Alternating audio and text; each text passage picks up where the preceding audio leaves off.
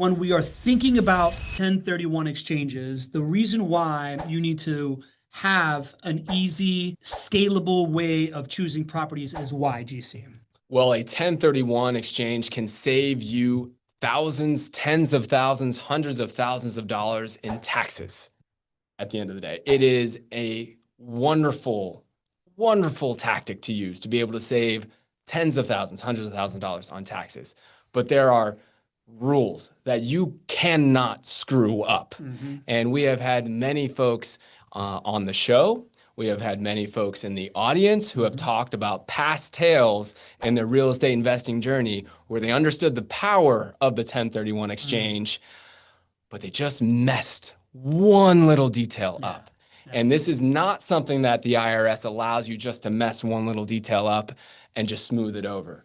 So there have been many tales of folks that have unfortunately missed out on tax savings because they didn't work with the right provider or they didn't understand the rule as well as that provider told them they probably did. So they didn't know enough of the questions to ask or they didn't work with the right 1031 exchange intermediary.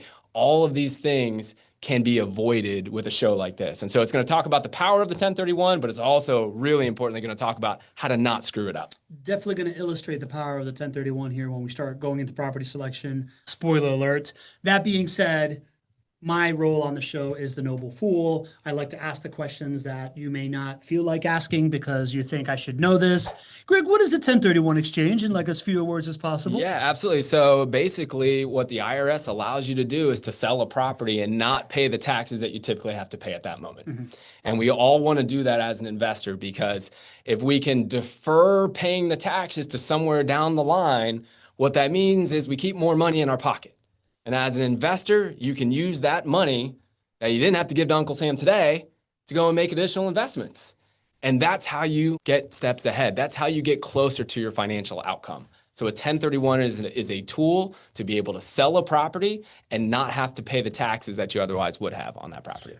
Yeah. And basically it's like you don't pay these like capital, you don't pay like the taxes on the appreciation of the property. In exchange, you have to hit some deadlines as far as like the properties that you select. You can't put some in after a certain amount of time. You have to be able to close by a certain amount of time in order to like make this all fit. And you have to spend at least that amount of money in order to like qualify for it, right? So you can't have like, is it the entire bit of money or it's like you can only take tax savings on that amount of money, something like that?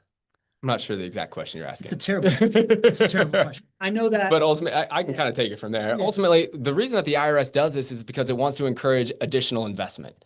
And so there are timeline rules, which we'll get into. But ultimately, what the IRS wants you to do is to buy like-kind assets, which means a similar asset to the one that you sold, and to spend more money on it. Now, that means a higher sales price for the things that you're buying.